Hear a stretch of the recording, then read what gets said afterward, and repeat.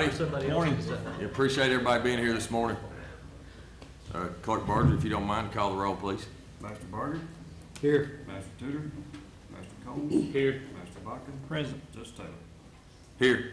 At this time, I'd like to invite Kevin from Brewer Baptist to come up, lead us in a word of prayer. Appreciate you being here today. Good morning. You are invited to join me in prayer. Let's pray. Gracious God, thank you so much for this day. Thank you so much for the opportunity you have given to each of us to serve you and to serve our fellow citizens of Madison County. Lord, I thank you for the men and women that work so hard to faithfully administer the resources that have been entrusted to this county. I pray you would give them continued wisdom and guidance. Help them to find solutions that truly work for the common good. Thank you for them, Lord. I pray all of this in the name of Jesus. Amen. Amen. Amen. Thank you. God bless you. Tom, if you will, lead us in the pledge, please. Everyone stand, please. Face the flag. I pledge allegiance to the flag of the United States of America and to the republic for which it stands, one nation, under God, indivisible, with liberty and justice for all. Thanks, Tom. Guys, y'all had a chance to look over the minutes from the previous meeting. I need a motion and a second to approve those. So moved. Second. No discussion. Call the roll, please. Master Bachman. Yes. Master Barger. Yes. Master Combs. Yes. Judge Taylor. Yes, Treasurer's report will be at our next meeting. First order of business today is to present the taxing districts 2017-2018 tax rates. I think we have some of these representatives in the audience today. I do want to make sure that everybody's aware that when we vote on these tax rates, we're voting for them to be on our tax bill, on the Madison County Fiscal Court's tax bill. So we're not approving their rates. All these different taxing districts are run by a board, and that board makes the decisions to do what they need to do with their tax rates. So at this time, we'll start with the first one is Madison County Extension Office. Thank you. I'm Lisa Adams, representing Madison County Extension. We have set the rates for real property at 1.729, for tangible personal property 3.4076, and inventory 3.4076. Is that what it was last year, Lisa?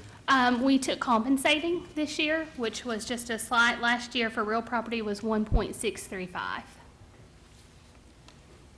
Any other questions? Judge, you want to vote on these individually? Yeah, we need to do that, Mark. Yeah. Yes. That move we accept what Lisa has presented. I'm out there probably more than anybody, but y'all do a wonderful job. You got a lot of people involved. I appreciate the job you're doing and continue your good work. Second.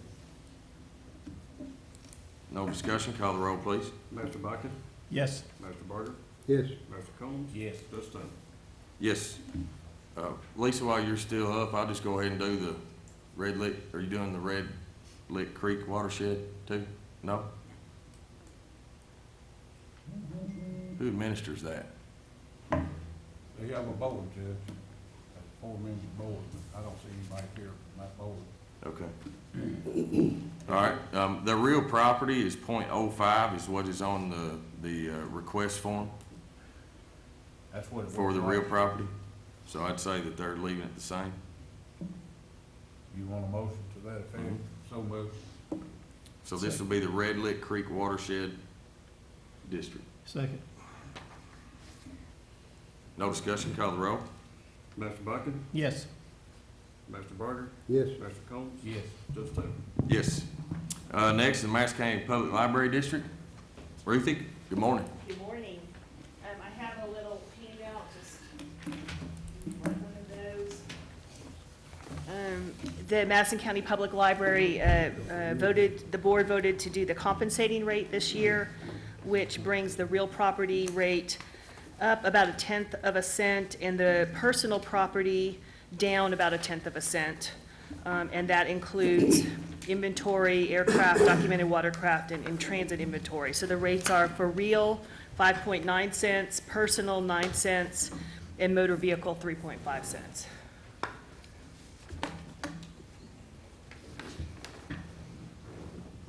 Do I have a motion to approve the Madison County Public Libraries districts? You took a decrease of what? The compensating brought the real up about 1/10 of a cent and the personal down about 1/10 of a cent. Last year, the rates were 5.8 and 9.09, and this year they're 5.9 and 9. Make a motion to accept the rates. Do I have a second? Second. Any discussion? No discussion, call the roll, please. Mr. Barker? Yes. Mr. Combs? Yes. Mr. Buckett? Yes. Just Taylor? Yes. And this is just information for us? Yeah, just a little highlights in the budget and Oh, all okay. of that, just Yeah. in case you How many card holders do you have now? I'm sorry. How many card holders do you have now? We Not have- to put you on the spot. No, and it's in the little sheet, I have to look it up though. It is, It's up there at top, 61,322, sorry. Okay, thank you. I got nervous there. Don't get nervous. Don't never get nervous from this crowd. Next is the ambulance. I think Carlos is here. Good morning, buddy.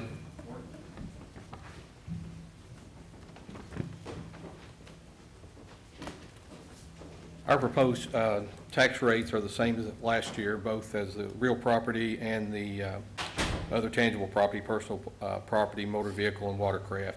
That's 5.0 on real property and 6.0 on all other tangible personal property. Well, I commend you for that, especially after you built the new ambulance service over here in Berea, and thank you for doing that. It's working out well. Yeah, and I guess you were satisfied with the bid on the old building? We were. Good. We were. Good. We were glad to be able to surplus that building and, get rid of it in a timely manner, so we didn't incur any other further cost and upkeep and that kind of thing. So, Well, I encourage everybody that's here that if you haven't been there, go by and tour it. It's state of the art, and it's second to none. I'm tickled to death with it. I want to thank you and the board. thank you. I'll make that motion, Judge. Thanks, Larry. Do I have a second? Tom? Any discussion?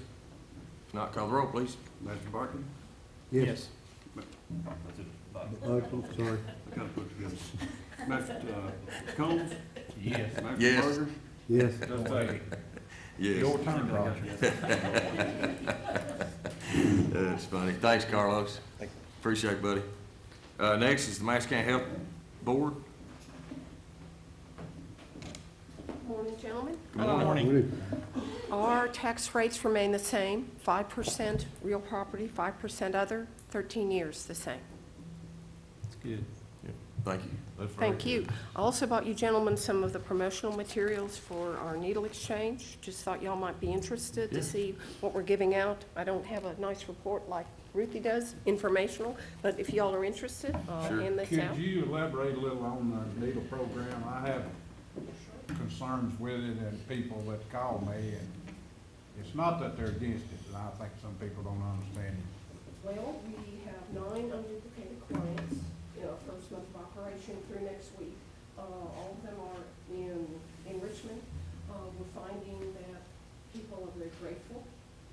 Several people have indicated an interest in going into rehab but may not be ready. You might wanna get back on the microphone before you answer all this stuff. Sorry about that. That's all right, but you just. Here, hand me that I'm stuff. assuming you want this to And go I'll out. pass it up. Yes, absolutely. I'm sorry, Kenny. Thank you so much. You're welcome. Again, we have, as of today, probably 9 unduplicated clients. We're working on promoting it very heavily. Ruthie just told me that cards like you gentlemen got are disappearing from her library restrooms right and left in Richmond. So people are picking them up. And the people that we've seen, 2 or 3 of them have voiced an interest in rehab. We partnered with bluegrass.org, CompCare, and they have a counselor available to immediately see someone if they express an interest. They're right either across the street or in our building. So we can get folks into services, again, if they evince an interest, but it's a matter of building trust with them. How much of a cost is that to you all? Well, we're factoring everything pretty much into our existing budget. We budgeted around $31,000 for it, but I don't think it'll cost us that much. We're still waiting on getting the van released from Foothills. It's a larger van. There was apparently a mix-up in the paperwork transfer, but we're using one of our own vans, and we bought one of those tent-like things to go in the front. We usually have 3 people on duty, but we haven't added a whole lot more people. Everybody's pretty much seen together with existing staff and part-timers. And 12 of us, I believe 12 of us have been trained in the HRSAP, at least all are in full. So that's probably, if you factor out our MEPCO home health staff, and I just took volunteers for this. I wanted people who were wanting to do this, who felt called, if you will, and I've used that phrase before. That's somewhere around a quarter of our workforce is involved. But again, we did not, other than having a part-time 800-hour coordinator who works 2 days a week, we haven't added more people. The cost, I think, is very low. Plus, we've obtained some funds and grants from the Madison County ASAP Board that is helped defray the cost of some of the supplies. Again, it's been a slow startup, but it's moving, and it's a matter of winning trust and getting the word out. Do we, Judge, do we have this on our website?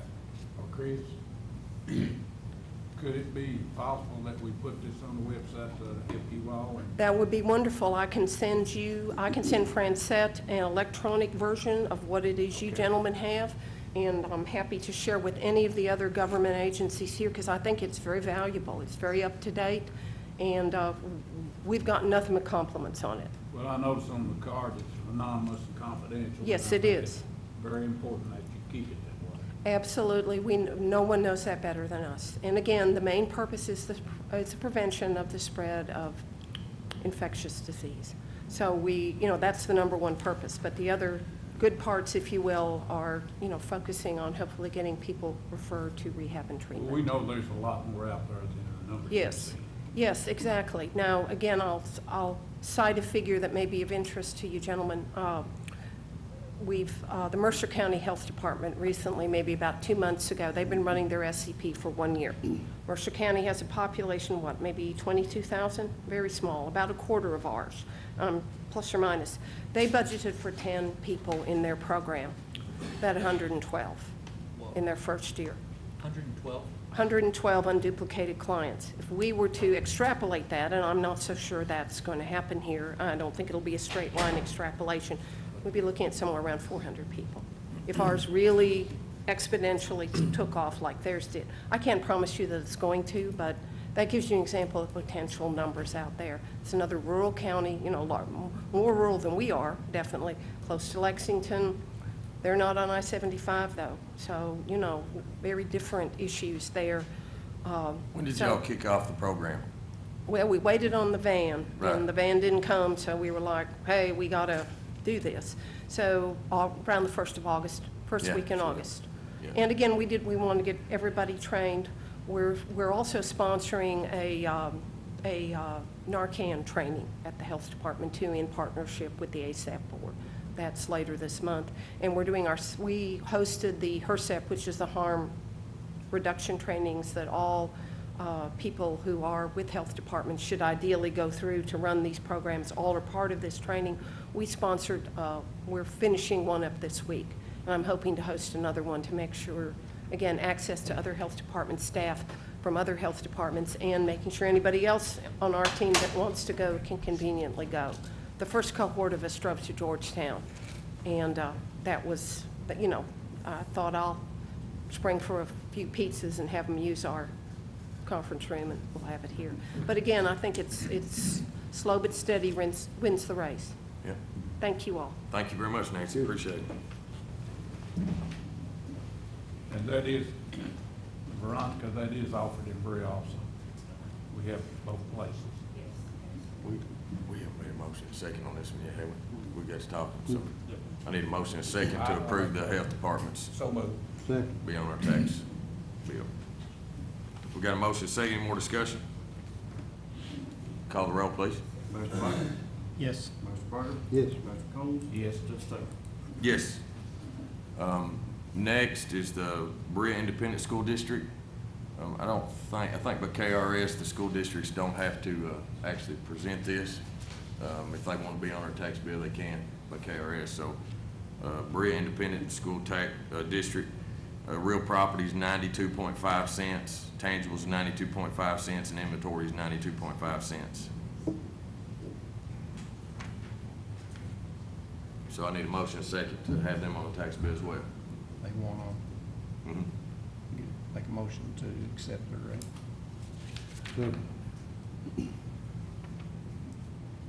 No discussion, call the roll. Mr. Bucking? Yes. Mr. Barker? Yes. Mr. Combs? Yes. Judge Taylor? Yes. Same way with Madison County Board of Education. They want to be on our tax bill as well. Their real property is 62.5 cents, tangibles is 62.5 cents, and inventory is also 62.5 cents. So we need to approve for them to be on our tax bill as well. Is that the same? I think it is. I'm pretty sure it is, yeah. No, there was a slight increase in one of them, but I don't remember what the percentage is. That was, The real property, I'm pretty sure. Now the tangibles or inventory could have been a little some different. of it's the same. I don't remember exactly. I think they're craft, their cars and Do you think, commercial craft. This says they're exempt on the aircraft and watercraft. I don't have it with me, but the meeting I was at there a month ago, the school board. Yeah. There was a slight increase in one. Okay. is this just a matter of courtesy that we do this, or because we have no legal authority whatsoever, correct, Mr. County Attorney? That's correct. I don't know why they have to bring this before us, but I mean, It's just really to be on, for us to approve it to go on our tax bill. because we're the ones in the tax bill, I can That's understand right. that. Mhm. But I've never figured that out. in the So we're not 37 really- years I've been here. It's just a formality, Yeah. and we've done it for years. And if you remember, a few years ago, we had a big discussion about this because the court was rather hesitant to approve some because they were a little different than the court would have liked, but discovered that there was no authority other than just accepting them as presented. And then you trust them to set the appropriate rates based upon their financial needs. Well, nobody likes taxes, but it takes taxes to operate the school system. We all understand that. I think this has been designed to create transparency for these organizations to come before the court so the people can hear what the rates are. And I think technically what y'all are doing is acknowledging. That's it. You're not really approving Don't those rates approve because you anything. can't tell them no. No. We're approving them for them to go on our tax bill.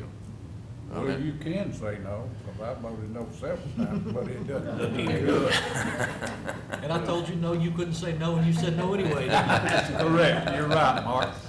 You are correct. So this time I'm gonna say yes, and I make that motion. At the school. I'm trying to get along, Mark. I was just gonna say, at the Madison County School Boards, I was at not this past meeting, but one of their previous tax meetings. And, you know, they do a really good job, and they present it well. And I was amazed at some of the figures that, you know, that they do have to deal with over there. And, I mean, it's, all in all, I think they do a great job with it, so. Thanks, Tom. So I got a motion by Larry. Do I have a second? Second. Second by Tom. No more discussion. Call the roll, please. Mr. Barker? Yes. Mr. Combs? Yes. Mr. Bucking? Yes. Judge Taylor? Yes. Now it's time for us to get in the hot seat. Next on the agenda is 2017-18 Madison County property tax rate. My recommendation to the court would be to take the compensating rate, which actually lowers our percentage rate by 1/10. Our real property would be 8.2. Tangibles would be 9.137, and inventory would be 9.137. Aircraft is 10, watercraft is 10. Obviously, we had an increase in the assessed values of the county across the board, which is why that our percentage rate goes down when you take the compensating rate.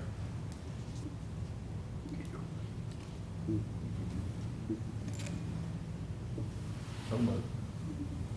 Do you want to explain that any further on the compensating rate? I mean, we've talked about this before. Most people don't have a clue what the compensating rate is.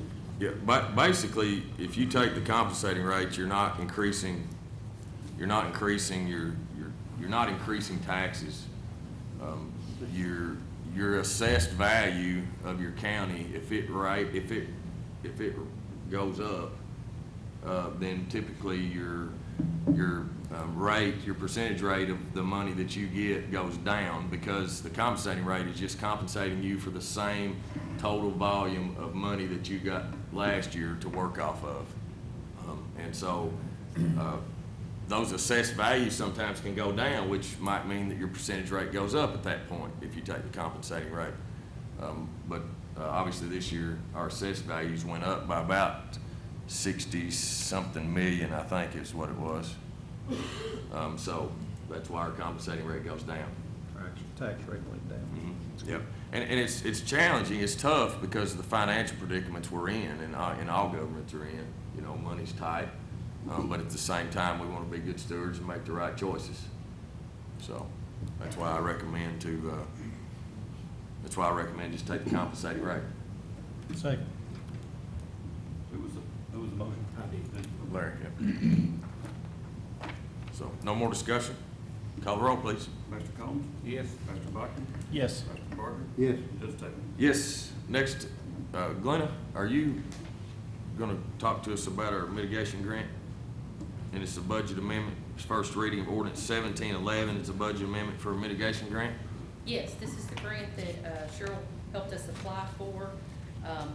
It was discovered back when we had the flooding, back a couple years ago. 15, yeah. Yeah, so we applied for this grant. It's just now come through and been approved. So we need to budget and amend $325,000 into our budget. It's for 140 Billies East Lane.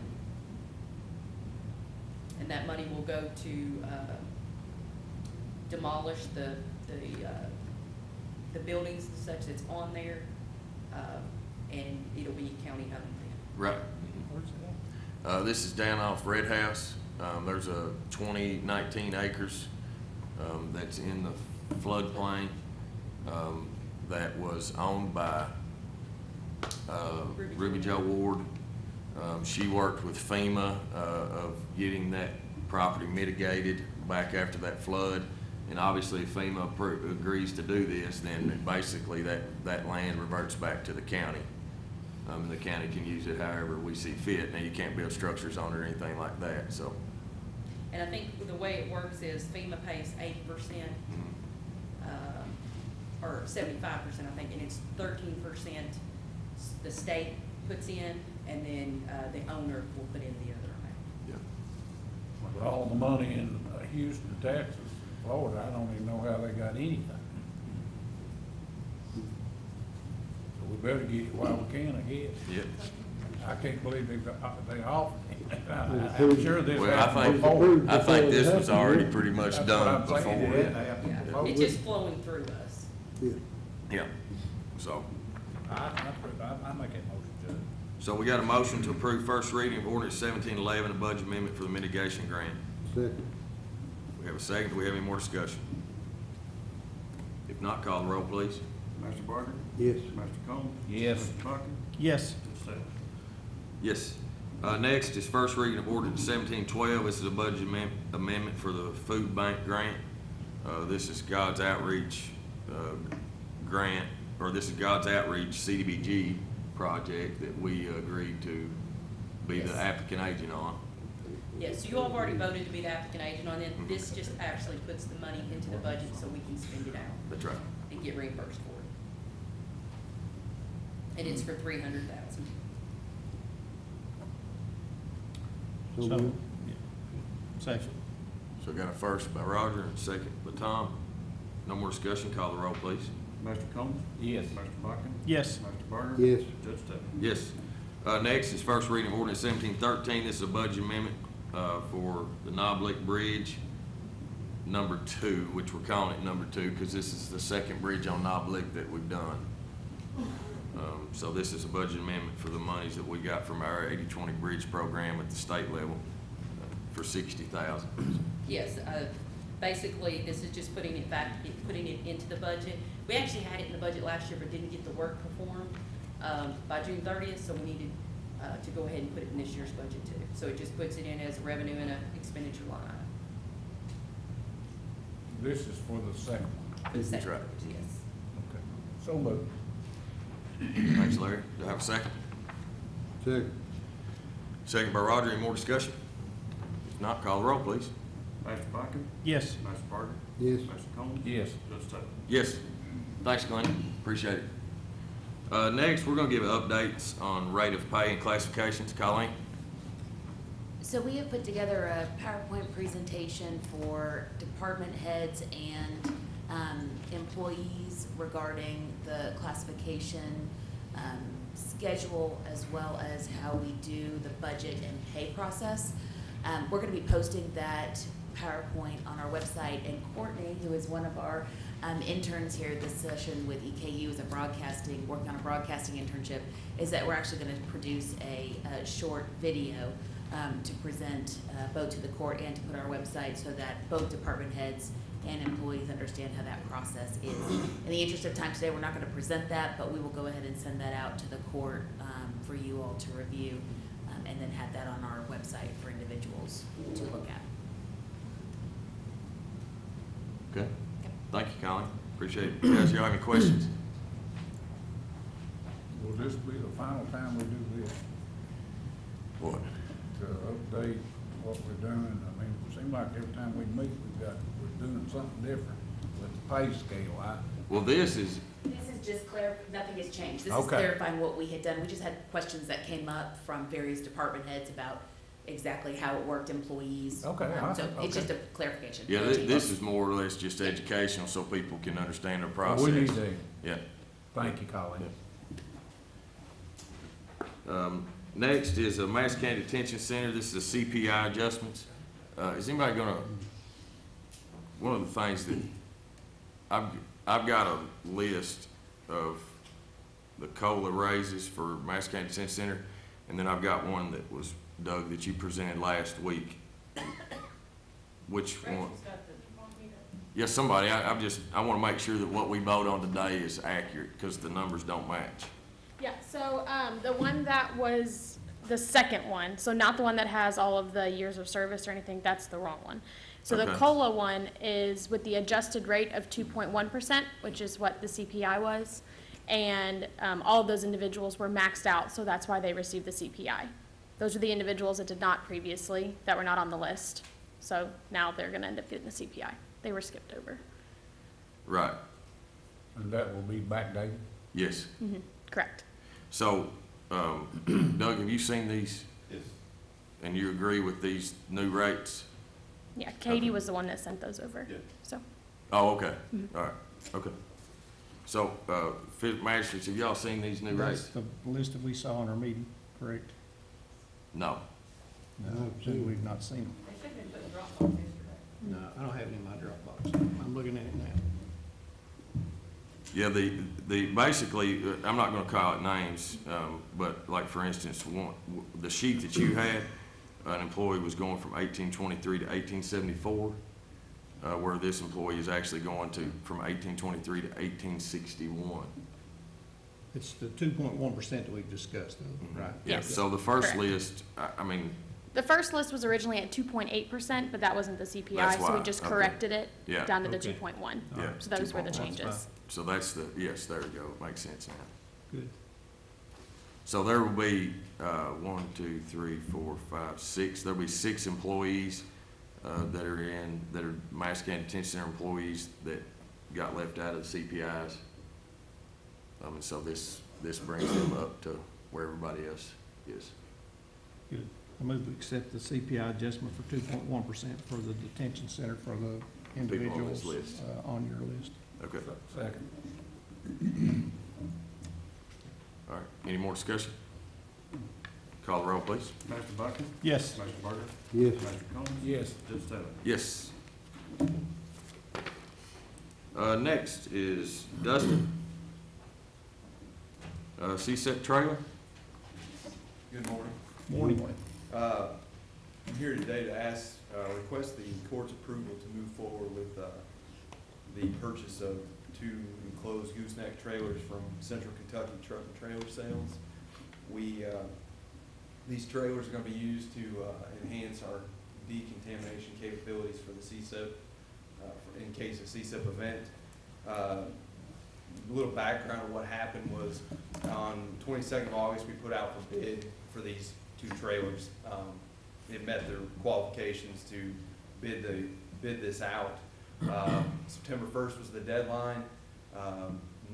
No bids were received at the courthouse by the 4 p.m. deadline on the 1st. So looking at the federal regulations and the county's regulations, we believe that we can move forward with the process with the court's approval to purchase 2 from Central Kentucky Truck and Trailer Sales. Dustin, did y'all get any quotes from anybody else? We initially did, when we were looking at this months ago. Most of them were online quotes because most of them actually came in higher than the proposed from Central Kentucky. Also, they were local, so we thought that might be a good idea, but we could move forward with getting more if needed. Well, I just, even though it's just federal tax dollars, it's still tax dollars, and I really like to have comparisons so that we can justify that, hey, this was the best price and the best deal. And until you determine that, you don't 100% know it. And so I don't know if there's any other vendors out there that we could request a quote from. At that point, then we know for a fact that, Sure. hey, this is the best deal. Sure, you bet. Or we can make a determination from that. We could do that. We can absolutely do that. I guess then I would just request that if the court's okay with it, that we get 3 quotes and we move forward with a PO request to then purchase with the lowest or the best qualified out. Right. Does that work? Yeah, it works for me. And if you can't get 3 quotes, you try, try at least 5 or 6 people, but if you can't get 3 quotes, note on there that they will not. You bet. They do not respond. You bet. We'll document that accordingly. Yeah. Because, obviously I have the authority as a judge to approve this. Sure. Because it's under 20,000, but, Well, I just liked us to have a practice that we could. Actually, Judge, it would be above 20,000 because we're purchasing 2. That 14,478. Oh, that's just for is just one. for one. Okay. Yes, sir. All right. Yeah, So and that's why we had to move forward with the bid process that turned out not working. Guys, how do y'all feel about that? Well, I think we do need the bids just to show the people that, there's a little bit of difference in the price maybe. But I also think that we need to lean toward the local provider as much as we can. I know there's times that you probably could pay a few dollars more for it local just because it was a local person. It's according to what you buy. But I think we need to give consideration to the local people as much as we can. But we do need some kind of figures to go by to prove that we're legitimate. Yeah. You bet. I want to go with that. I want to add just a little bit to that. I like the concept of that, but at the same time, we're responsible for the county's dollars. Of course, yours is a pass-through, mind you, but I think if they want to be competitive and they want these trailers, then they need to bid competitively on them. We're not just going to take their bid just simply because they're local and bid on them. Sure, you bet. That's a good point, Tom. So do I have a motion to approve the purchase of these 2 trailers and giving me the authority to choose once we get 3 bids, if we can get 3 bids? So moved. Second. No more discussion, call the roll, please. Mr. Bucket? Yes. Mr. Byrd? Yes. Mr. Combs? Yes. Judge Taylor? Yes. Could you Thanks, guys. inform us when that happens? Absolutely. Yeah, absolutely. Thank you. Thanks, Dustin. You bet. Next is the Kentucky Transportation Agreement, it's flex funding. I would ask the court's permission to give me approval to go into the agreement with the State Transportation Cabinet on using the flex funds for 17-18. We're going to be getting, for 17-18 year, we're getting approximately $216,000. Then there was about $52,000 that was carried over from last year, so I just want to make sure everybody understands that. 80% of it's mine. Not this year. The total for this year's flex funds that we're going to be using is $276,229. And do you care, Judge, would you read the Sure. list, the road list there, so everybody knows where those are going? Yep. So the flex funds money is going to be used on Pilot Knob Cemetery Road, from Blue Lick Road, extending east 0.632 miles east of Hollow Creek Road, beginning at mile point is 0, ending at 0.938. So it's about 0.938 of resurfacing. Clay Lane is from 1.197 miles east of Kentucky 1156, extending west to Kentucky 1156. That's about 1.197 of resurfacing. Ralph Park is 0.915 of resurfacing. Hickory Lick Road is 1.238 of resurfacing. Hume Branch Road is 0.255 of resurfacing. Elliott Ford Road is 0.439 of resurfacing. Old Town Branch, 0.286 of resurfacing. Old Town Branch, 0.265 of resurfacing. And Hagen's Mill Road is 1.377 of resurfacing. Willie, have they traveled these roads and improved these? Of who? Has the state? Yeah. Yeah, that's why we got the agreement Well, now. I didn't know if Yeah. they, if they had or not, that's the reason I asked. Yeah, they have. Yeah, they wouldn't send us the agreement, until we did so. It's getting late in the year.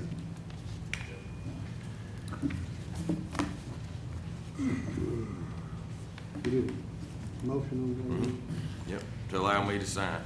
Make a motion, we approve. Second.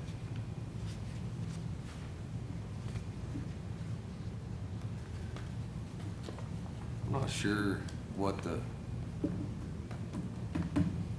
last resolution.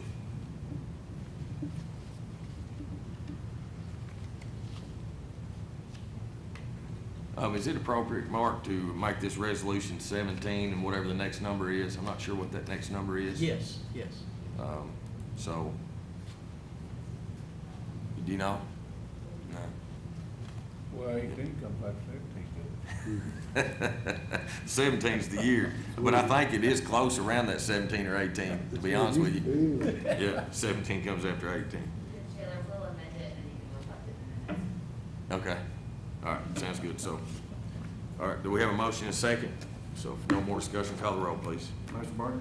Yes. Mr. Combs? Yes. Mr. Bucking? Yes. Judge Taylor? Yes.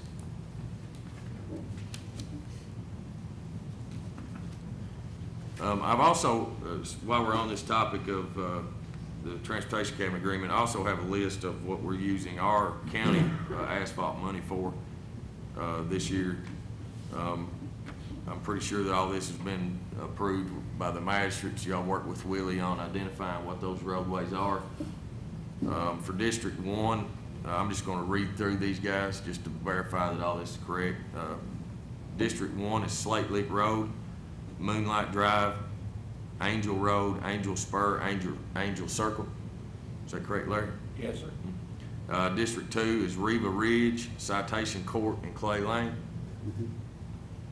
District 3, which John's not here, but I hope you're listening and watching right now, John. Waco Loop, High Reeves, Stony Run Road.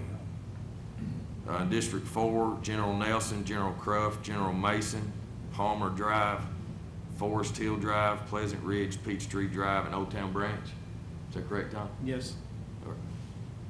Sounds like the generals put the orders out, didn't If he doesn't want any of that, right, if John doesn't want any of his money, you We'll can share pass it. that All on. right, we'll split it up, yeah. I talked to him last night, he said. make He wants sure- it all? Yeah, he Oh, wants it. okay. All right, thanks, guys. Next is Adopt Roads, County Maintenance. This is Kings Trace and Kingston View. Willie, you gonna present this to us, please? Yes, Judge. This Kingston View subdivision, sometime back in 2010, that we had to use a letter of credit to finish the streets in these streets that we're talking about. And we researched it, could not find any, they have not been assigned numbers, county road numbers, and we could not find where they had ever been officially adopted into the maintenance, which we have been doing the maintenance on them since the streets are, I have the list there, I think you all have it with the measurements on it. The streets are all good. There's nothing wrong with it. The issue came up with the Burton Plan Office, and that is why we found it. Okay. So we're asking you all, I suppose, to vote on them and accept them in the county maintenance system. Okay. So, and we're certain that we did pull a letter of credit on that in Yes, we did. 2010? Okay. All right. So do I have a motion and a second to approve these into the county road maintenance plan? It's McGrander Drive, 1,515 feet. Andrew Court, 125 feet. Willis Court, 203 feet. Kings Trace Drive, 1,884 feet. Clinton Court, 518 feet. And Casey Court, 656 feet. All those are 20 foot wide. So I have a motion by Tom. Yes, those roads are in my area, Judge. They're in good shape. We'll take them. Okay. Do I have a second? Second. All right. No more discussion. Call the roll, please. Mr. Combs? Yes. Mr. Bakken? Yes. Mr. Barker? Yes. Mr. Taylor? Yes. Thank you. Thanks. Really appreciate it. Next, appointment to the planning commission. With the fiscal court approval, I would like to recommend to the court that we appoint Douglas Fritz to the Madison County Planning Commission. Got to know Doug. Doug is and you can come up if you want. Doug's here today. Doug has been in the banking business, volunteered a lot throughout the community. As far as I know, a lifelong resident of Madison County. He's a farmer. Also is on the Bluegrass RACC board. Volunteers a lot at Madison Southern sports events. And it's a pleasure to have you today and look forward to you serving. It's my pleasure to serve in any way that I can. I've known Doug since we went to school at Waco, went all the way through Waco and high school together. He'll do a good job on any board that he serves on, I'm sure.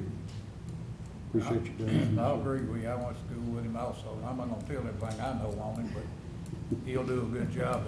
And that goes back toward that. Mr. Combs over there. And, well, you're replacing a Combs, and you got big shoes to fill. Yeah, I agree. I understand. But we welcome you, I'll say that. And I know you do a good job. Just always have an understanding for the other side. That's all I ask. Yeah. We just, we want to thank Mr. Combs for his service there on that board. He did do a good job for a long time. Good man. And, we're very fortunate to find someone like Mr. Fritz to fill his shoes, and I believe he will do us a good job over there, so. Yeah, I agree.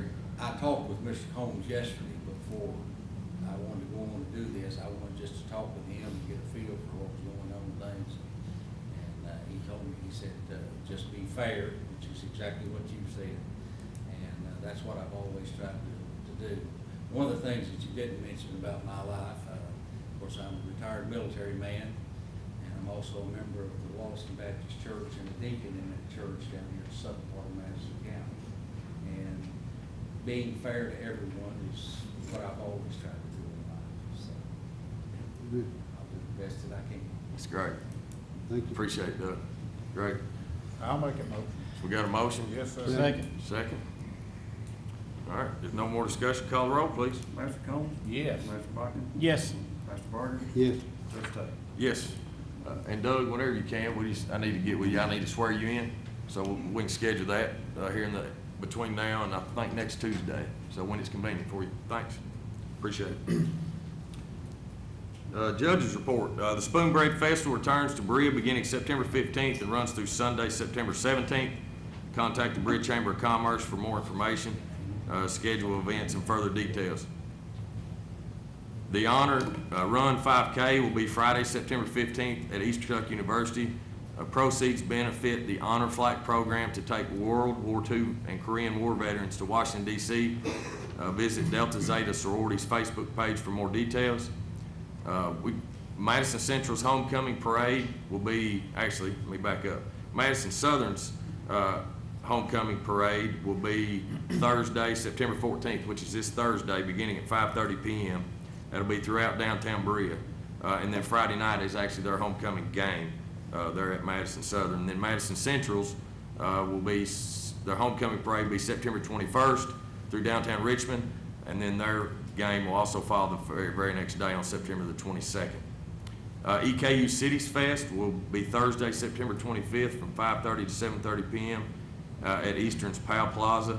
To register your business or organization, contact the Richmond Chamber of Commerce.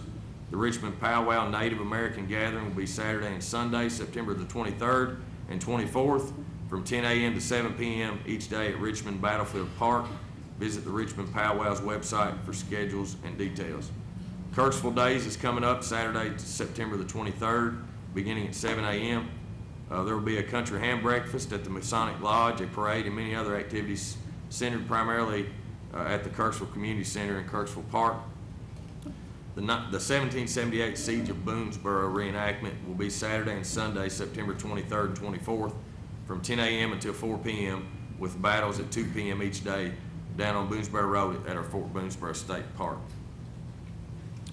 Comments from department heads?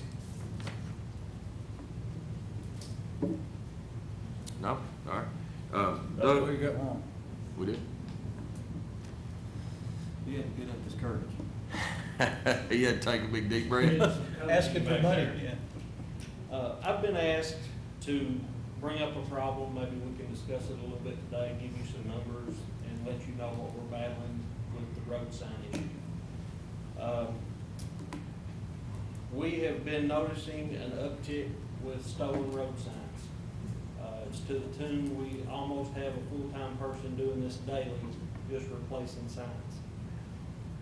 Some of the numbers that, for 2017, in January, I started tracking every sign that was made. It has a work order, a work number, and a cost associated to it. So we broke our road identification signs, which would be your street sign. One of those signs cost us $71 to actually put up and install. We have made great strides in updating our equipment. We produce our own signs now, but we still do have to buy the blanks, materials, posts, bolts, and nuts. So far in 2017, we've replaced a total of 79 road identification signs, 23 which were damaged or faded, for a total of $1,633.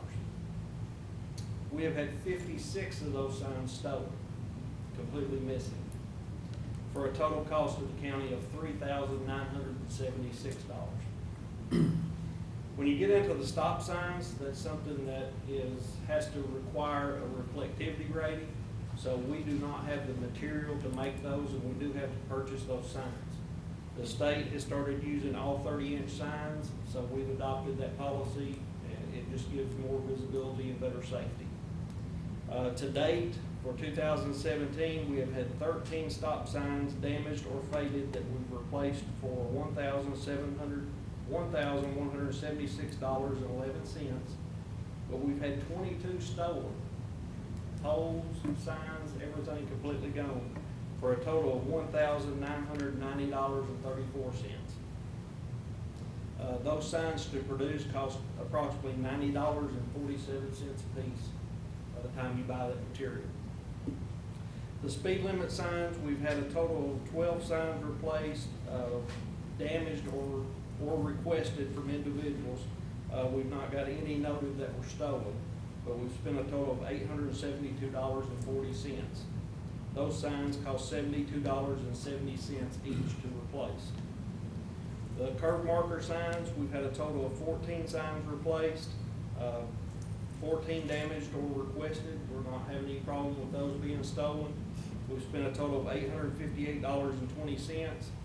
Those signs are $61.30 a piece to have replaced. The total cost up to date for replacing damaged or faded signs for 2017 is $4,539.17. But here's the kicker. The total cost to replace the stolen signs for 2017 is $5,966.34. So we're spending more to replace stolen signs than we are what it would cost us to keep our maintenance up on the regular signs. Projected totals for a 1-year period, if we go with the same rate we are through December the 31st, It will cost the county approximately $6,809.52 for regular maintenance signs. It will cost an additional $8,625.96 for just the stolen signs, which will make a total sign budget of $15,435.48. We only have a sign budget of $12,000 budgeted. So I wanted to make everyone aware of this problem. I have done some research. I've went out to restaurants, I've visited malls, I've talked to different age groups of people. This seems to be coming mostly from what they tell me, and that's the only information I can gather. It's mostly high school age students. There is dares and different Friday night flights or lights, they call them, that they are dared to go out and do stuff. We have seen a lot of these signs turn up around schools, colleges. I just ask that the parents be, diligent, watch out for these signs. If you see, somebody doing destruction to one of these signs, I'm not wanting to get involved. Call your local law enforcement, or maybe try to get a license plate number so that we can try to put a slowdown to this. This is something that it's just senseless for the taxpayers to have to pay for. And we have, we have certain signs that are stolen on a regular basis. For instance, the subdivision I live in, y'all replaced it 3 times, or more than 3 times this year. We wouldn't find them in your basement, would we? No, sir. No. And, But I we tell you, literally could put a Jigwater Road sign. I don't have a basement. And it'd be gone the next morning. That's exactly. We quit putting them up. Well, tell the story about the camera. I mean, I've installed 2 cameras. I've got pictures actually identifying people. We've worked that through the sheriff's department. It's young kids. I mean, what are you gonna do? It's mostly young kids that are doing it. I've had a camera shot with a shotgun. They destroyed my camera. I've had graffiti painted on the road pointing at the sign with vulgarity towards us as it's on now and things like that about trying to keep a sign up there. And the biggest concern I've got, it's the money. It bothers me to have to spend this senseless money. But what the people don't understand, if someone has a heart attack, or if someone is injured in a wreck and they're on a road and the EMS can't come because they have no identification markers, they don't know how to get there.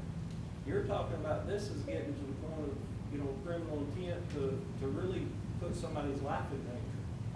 And if someone takes a stop sign off of an intersection of a main county road intersecting a state road, people don't know to stop. You're going to create terrible car crashes. And this is just not something that's to be fun with. Everyone needs to take it serious, and we need to try to slow this problem down. Other than the public's help reporting, I don't know what the answer is. That's It's why hard I'm to catch. asking you. I need input, I need information, I need different thoughts. What I'm doing is not working, and it's still increasing. and one of the things, we thought it'd be good to give this report in court today. I mean, all those that are watching on TV, the ones that are in the crowd, the ones that are listening, just encourage people, just encourage what's going on. Encourage people to watch the fiscal court meetings so that they know what's going on, so that we maybe can bring some awareness to this, and so that we can save taxpayers money as well as save lives. And I thought last night, maybe if we could get a program into the schools, or at least let the principals know what we're finding out from the input of the students. Maybe we could have some announcements, or maybe we could have, some type of bulletin, just simply asking them not to do it. Do you feel like, I'm sorry, go ahead. If you remember correctly, it was noted to us that it was a notified senior prank at the high school. That's correct. To do this. So maybe that should be an educational, that it doesn't need to be a senior prank. That's all I have. I just wanted to report that information. You just say, well, I don't think you're actually saying is you're gonna have to have more money.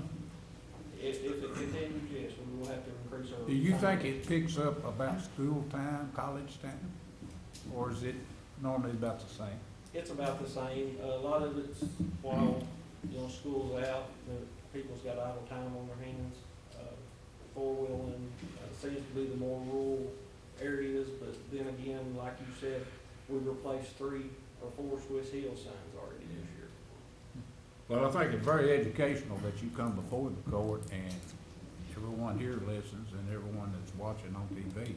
And Veronica's here, she'll report it in the Berea paper, so hopefully. I appreciate any help we get. I do too. Thanks, Scott, appreciate it.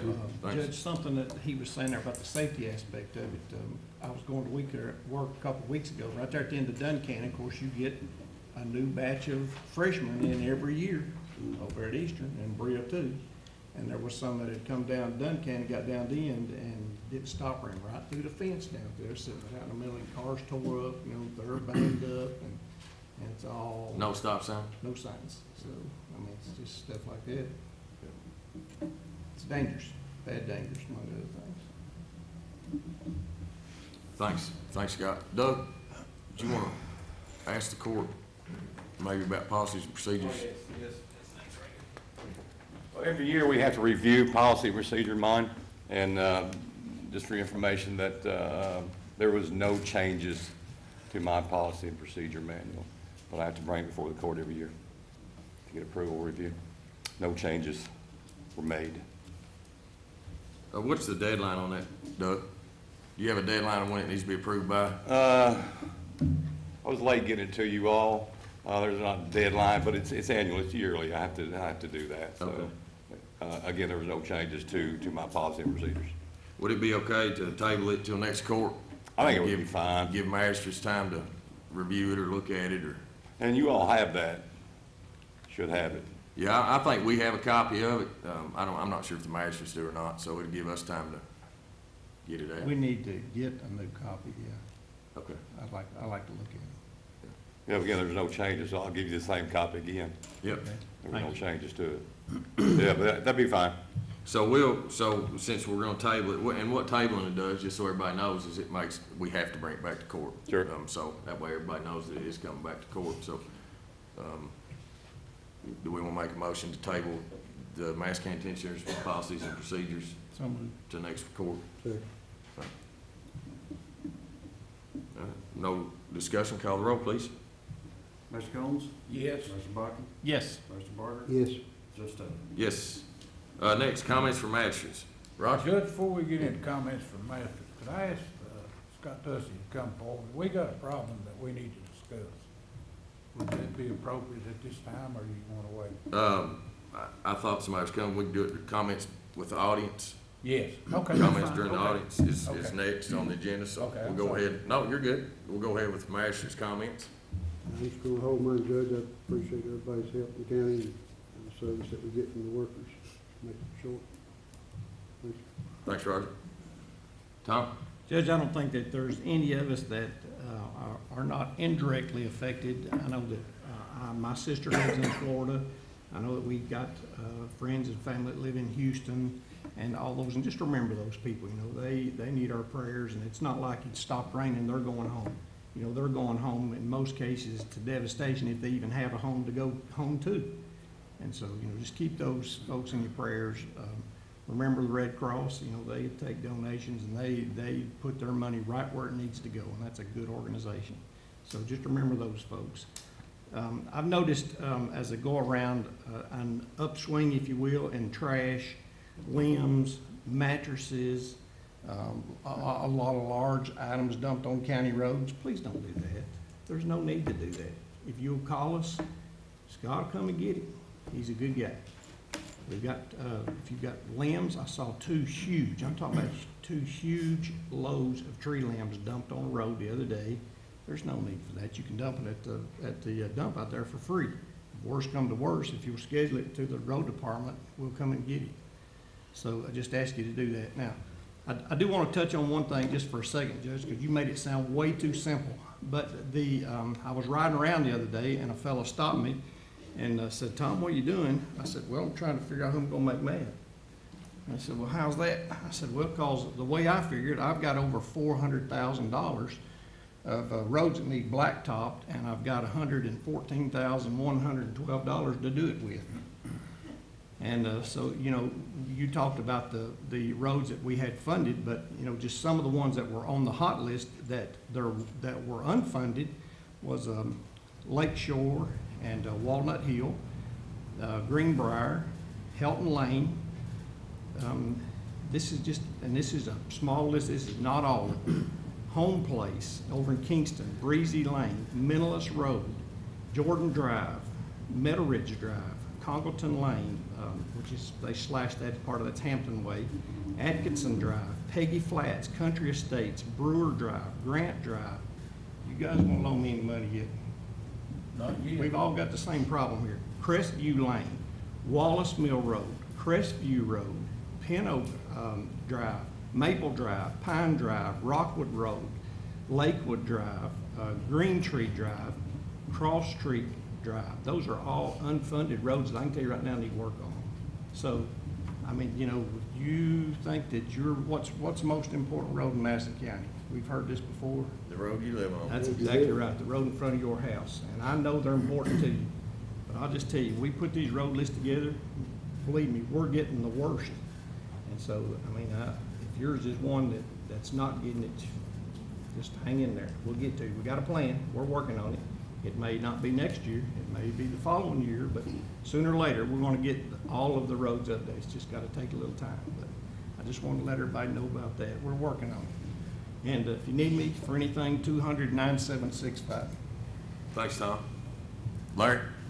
I don't believe I got that many roads in my district. I don't think, maybe we need a little more money over there. Maybe that's the reason I got cut 75,000, but I'm thankful for what I got, I'll Yes, say sir. that. And I'm thankful for my constituents, they understand. I mean, I've been around long enough, they understand it takes time, and it will take you time also. But that's good that you checking them, because you've been there, you know. Yep. The only other thing I would like to say is a shout out to John. I talked to him last night, he just got out of surgery, he's doing real good, he should be home today, and I want to wish him the best, give him one good piece of advice. Don't do like I done and overdo it. Yeah. And he'll be out quicker than I was, so I just want to say hi to him and I wish him the best. And I agree with you, as people in Texas and Florida, I feel sorry for those people, and we should keep them in our thoughts and prayers. I appreciate you saying that. That's all I have, Judge. I'm just glad to be here. Yeah. Thanks, Larry. Kenny? No, sir. Mark? Well, Judge, I do. You know, I usually don't have the opportunity to make many statements here in court. But to the court, ladies and gentlemen, I do have a statement that I would like to make this morning. Earlier this year, I had announced that I would not seek another term as Madison County Attorney. It's actually a decision that my family and I made quite a few years ago. When I made that announcement, I had fully intended to complete the present term in which we are serving. The cloudy, somewhat uncertain pension environment has led me to revisit the timing of my decision. So after a great deal of prayer and conversations with my family and with close supporters, I have concluded that it's in our best interest that I advance the timing of my announced retirement. I have submitted the appropriate paperwork with the relative offices and have made my retirement effective October 1st of this year. I'm so thankful for the opportunity that I've had over the last nearly 20 years to serve the citizens of Madison County. It has truly been an honor to serve, and one that I will never ever forget. On the way out, I guess I'd like to thank my staff for their hard work and dedication that they have shown to this community over the years. I would like to thank you all, the elected officials, current and past, for your willingness to serve and to lead our community. And I'd also like to thank all of the county employees that have worked so hard, and this includes volunteers like we had Doug today, that are willing to step up and to try to make this county the best place in the state, and I truly believe that it is. So thank you all. Thank you for what you do for making this such a great place. I'll forever owe a debt of gratitude to the people of Madison County for the opportunity that I've had to serve. I hope that I'm able to find new, exciting ways to serve, as I believe that I'm called to do. and I look forward to that very much. So, once again, thank you, and God bless each and every one of you.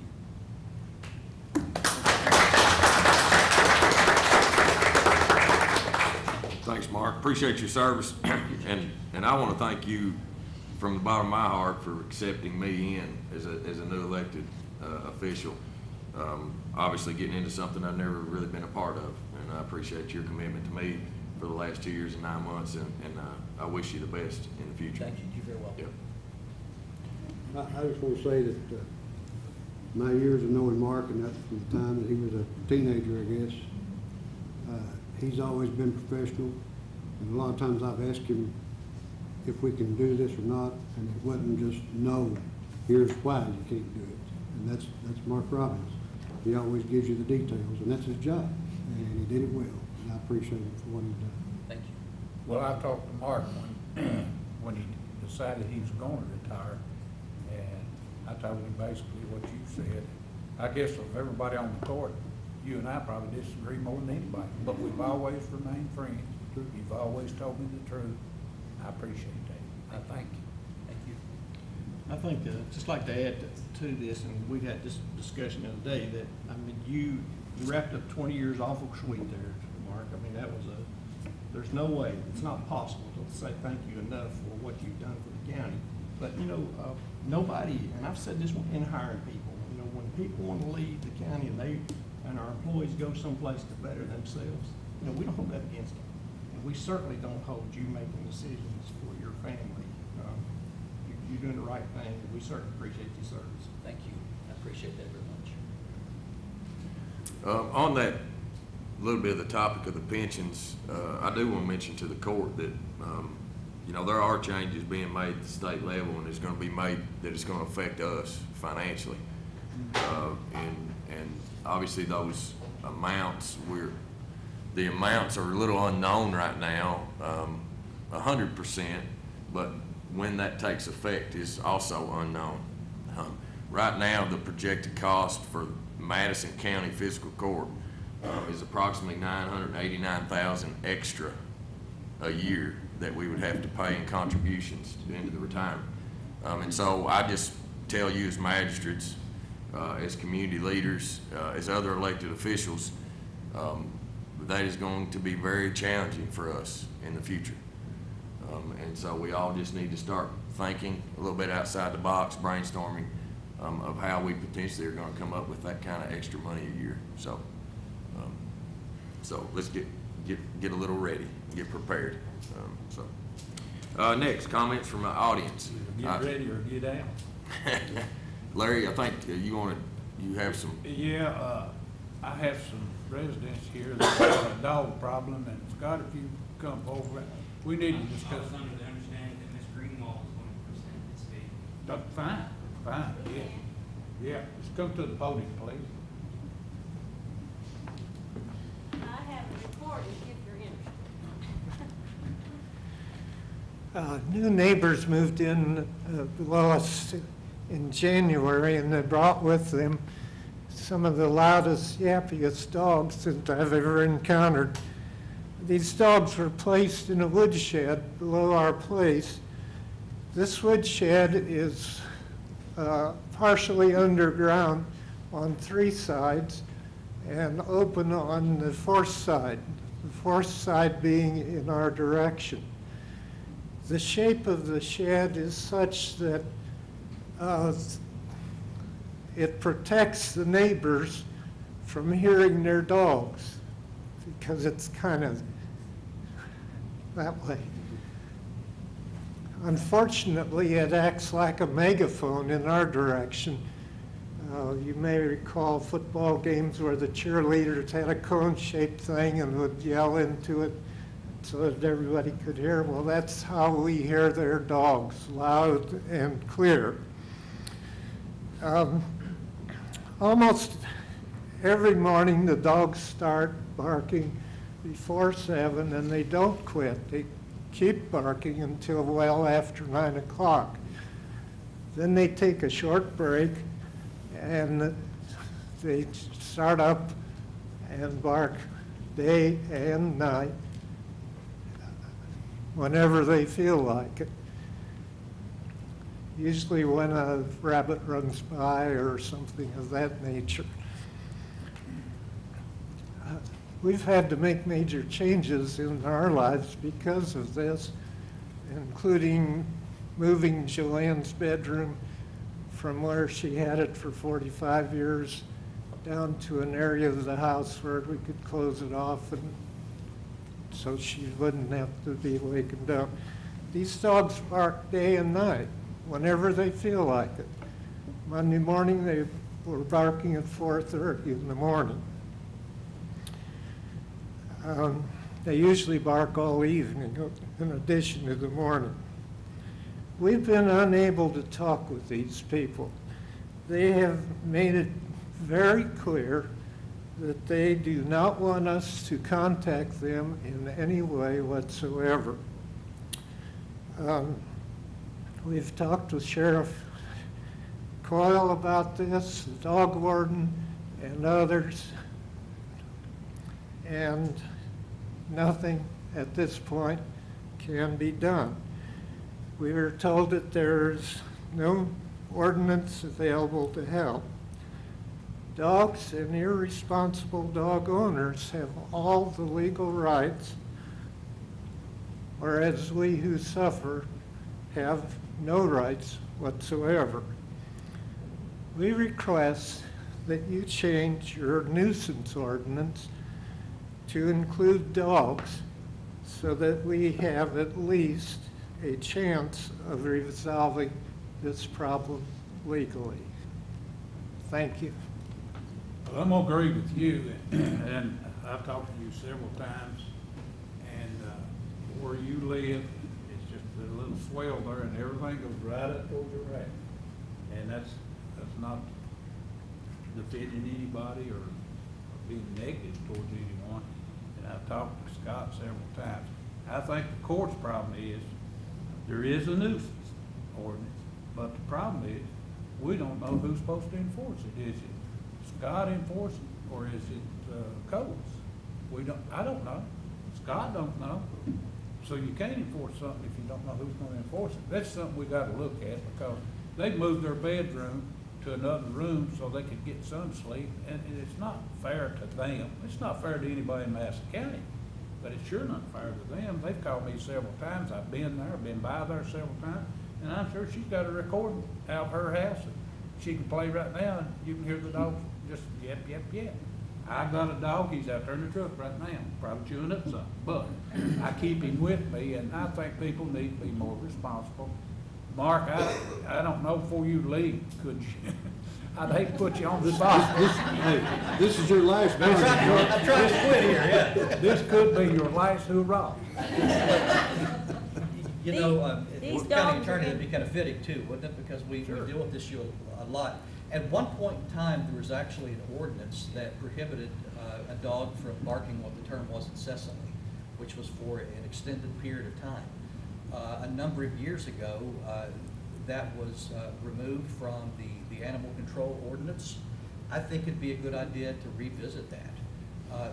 Back in the day, and this is a number of years ago, we would actually have a process where you could come into our office, and upon sufficient proof, we could bring the equivalent of a criminal action against the owner, not for any punishment, but just to try to find a way to get some judicial relief for you. And I would be very happy to do that. However, the ordinance no longer covers that. It may be a good idea to visit the animal control ordinance, or again, it may be more properly inserted into the nuisance ordinance. But quite frankly, I believe you folks are right, and I believe that not only you, but there's so many others that need some relief that we probably can't give right now. But I would be very happy to assist you all in trying to find the best spot in our ordinances to insert something like this. Because you hear title lease. Where's their address? What's their address? South Dogwood.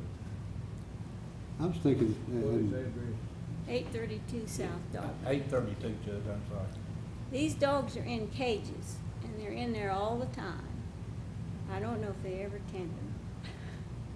They just sit there I was and thinking bark. one time we had, it might not have been the county, in the city, something that if a dog barked over 10 minutes We or something. did, it's like Mark Is said. that what you're talking about? Yeah. Okay.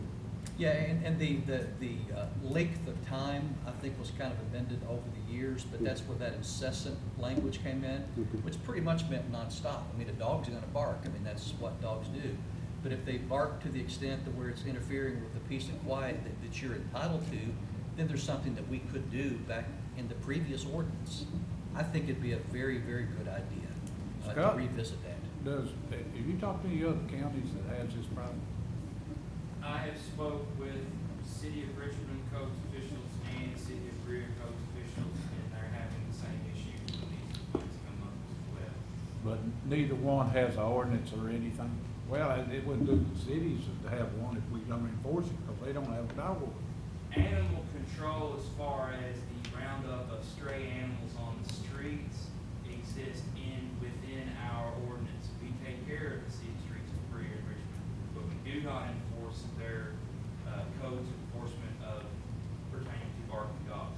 And I think they're both struggling with the same situation as we're discussing here as well. I mean, I think it's pretty simple. Let's just revisit our ordinance and Yeah, I think something needs to be done. bring it back to. There were occasions in which individuals like you folks could actually come to the county attorney's office and seek to remedy this yourself without the intervention of any county agency. Now, you know, you have to prove it. You know, it has to be a legitimate complaint and not just, you know, the occasional noise. But when those circumstances arise, you do need a manner to address that. I agree with you 100%. Well, you know, I've known Larry a long time, taught up here at Greer College forever. But when he called me, you know, I thought, well, he could go to the codes and sign a complaint, which he did. But, you know, he didn't get no. I'm not certain that the nuisance ordinance as drafted actually covers this. Are there any deed restrictions, by the way, where you all live? I'd say not. On South Dogwood, I kind of doubt it, but that may be another thing to look at. I don't think so. They're on the out a little bit, and they live way off the road. Gotcha. Well, I do think that probably the best thing to do, which wouldn't give you any immediate relief, but hopefully there'd be a light anyway, that you all be willing to look at maybe finding a spot to include something that's reasonable, that's fair on the animal's owners, but also would ensure that you have a measure of addressing your complaints if it becomes to be to where it interferes with the use of your home. Well, does Scott need to get with you, or? Probably so, and again, I don't know whether it's best put in our animal ordinance or whether it's just in our general nuisance ordinance. I think that'd be for you all to decide what's the best location for it. I think either I place think would the probably be nuisance ordinance appropriate. probably be a little broader. May very well be, maybe. Yeah. Well, we'll work that out. We'll get with Scott, and we'll determine what's the best remedy, whether it's animal control or nuisance. I would agree with you, Larry, that it's probably better than a nuisance, but we'll make that determination, and then we'll bring it back to court. And obviously, with our county attorney's help, we'll make the right decision. And probably back when there was the cleanup on our animal control ordinance from a matter of years ago, maybe it was thought that this area actually belonged more into that nuisance ordinance and thought it was already there, because I don't think it was anyone's intentions just to completely take away the protections that we had in that. It may be that some folks thought that the nuisance ordinance was broad enough to include this without specifically saying it. I think it needs to address it specifically. Okay, good. Thank you all. Hey, thank you all very much for being here. Release them. Yep. Sorry, there's not a quick fix for that. Next, I need a motion. There's no more comments from the audience, correct? I need a motion to pay the claims and approve the transfers. So moved. Second. Second. No discussion, call the roll. Mr. Bucking? Yes. Mr. Burton? Yes. Mr. Combs? Yes. Mr. Taylor? Yes. Next court date is Tuesday, September 26th, 2017. That'll be in Richmond. Again, that's Tuesday, September 26th in Richmond. I need a motion and second to adjourn. So moved. Second. Call the roll, please. Mr. Burton? Yes. Mr. Combs? Yes. Mr. Bucking? Yes. Mr. Taylor? Yes.